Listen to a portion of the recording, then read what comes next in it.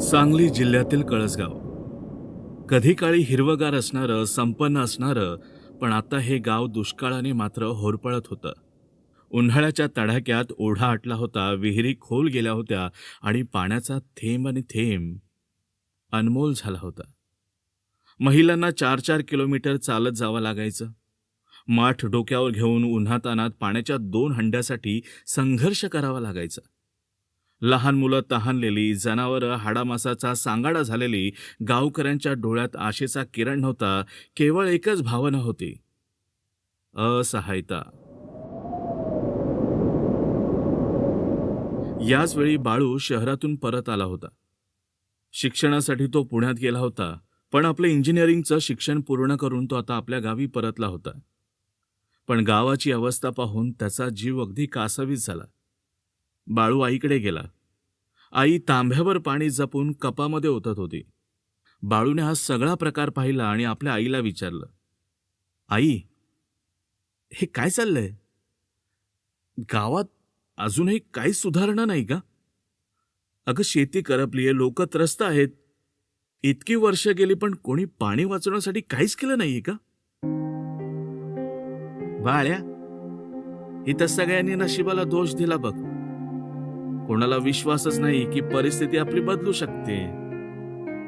पण बाळूला हे काय पटत नव्हतं. तो गावात फिरला, लोकांची परिस्थिती पाहिली.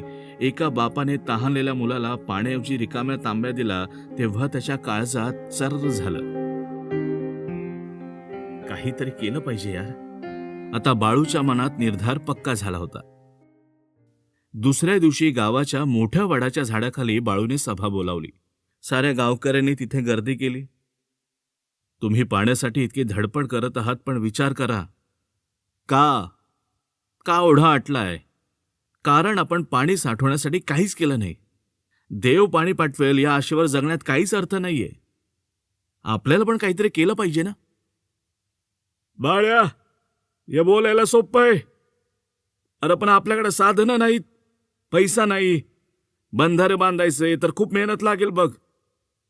आणि बाळ्या, हे सगळं करूनही पाऊस पडलाच नाही तर काय करायचं? सर्व गावकरी निराश होते. बाळूने सर्वांच्या चेहऱ्याकडे पाहिलं. लोक हतबल झाले होते. कुठेही आशा नव्हती, पण त्याने आपला निर्धार काही सोडला नाही. मला फक्त तुमची मदत हवी आहे. मी पाणी साठवून दाखवेन. तुम्ही फक्त श्रमदानासाठी तयार व्हा. मी शहरातून पण मदत मिळवेन. पण आपल्याला काहीतरी बदल घडवावाच लागेल. दुसऱ्याच दिवशी बाळूने काही तरुणांना एकत्र केलं. त्यांनी ओढ्याच्या बाजूला मातीचे बंधारे बांधायला सुरुवात केली. सूर्य तळपत होता, हाताला फोड आले, तोंडाला कोरड पडली, अंगातून घामाच्या धारा वाहू लागल्या, पण कोणीही थांबलं नाही. शहरातील एका एनजीओला बाळूने पत्र पाठवलं होतं आणि 2 आठवड्यांनी मदत पोहोचली सुद्धा. फावडा, घमेली, लोखंडी ताट्या आणि थोडासा निधी. बाळ्या, अरे आपण एवढं काम करतोय, पण खरंच याचा उपयोग होईल का रे? गण्या, अरे आपल्याला आता थांबायचं नाहीये. अरे भविष्यातल्या पिढ्यांसाठी हे काम केलं पाहिजे मित्र. आणि हे बघ, आपली मेहनत नाही वाया जाणार रे. माझ्यावर विश्वास ठेव. आणि हळूहळू सगळं गाव या कामात उतरलं. महिलांनीही पाणी भरण्याऐवजी दगड आणि माती गोळा करायला सुरुवात केली. वृद्ध मंडळी मुलांना प्रोत्साहन देऊ लागली. आता बाळूच्या जिद्दीने गावात एक प्रकारची नवीन आशा निर्माण झाली होती. आणि मग तो दिवस आलाच.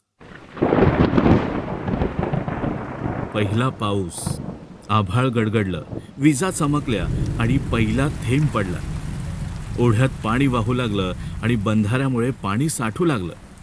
आता विहिरींना पाणी मिळालं आणि गाव पुन्हा जिवंत झालं. गावात मोठा सोहळा आयोजित करण्यात आला होता. संपूर्ण गाव एकत्र जमलं होतं. बाळ्या, तुझ्यामुळं आमचं आयुष्य बदललं रे. अरे आम्ही तर हातच टेकलं होतं बघ. पण तुझ्या मेहनतीमुळं आज आपल्या गावाचं भविष्य सुरक्षित झालेले का. आणि हे फक्त तुझ्यामुळे झाले बाळ्या. तुझ्यामुळे झालंय. वय बाळ्या, अरे तू आमच्यासाठी देवासारखा धावून आलास बघ. देवासारखा धावून आलास अगदी. आम्ही हे तुझा उपकार कधी बी नाही विसरू शकत बघ बाळा. नाही विसरू शकत बाळा. अहो आबा, अहो काय म्हणताय तुम्ही? अहो मी तुमच्या मुलासारखा आहे आणि हे माझं पण गाव आहे ना. आणि हे यश माझं एकट्याचं नाहीये, आपल्या सर्वांचं आहे.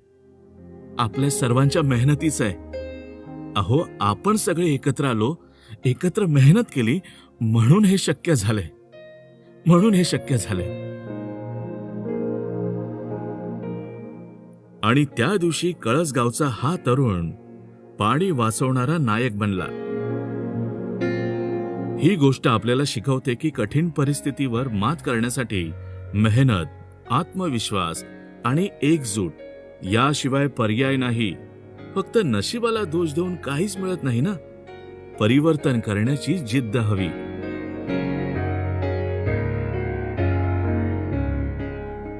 धन्यवाद मित्रांनो, या गोष्टींच्या प्रवासात सामील झाल्याबद्दल. जर तुम्हाला आमच्या कथा आवडल्या असतील तर चॅनेलला सबस्क्राईब करा, लाईक करा आणि तुमच्या मित्रांसोबत नक्की शेअर करा. पुन्हा भेटूया एका नव्या गोष्टीसह स्टोरी मित्र कमलाकर या चॅनेलवर. तोपर्यंत आनंदी रहा आणि कथा ऐकत रहा.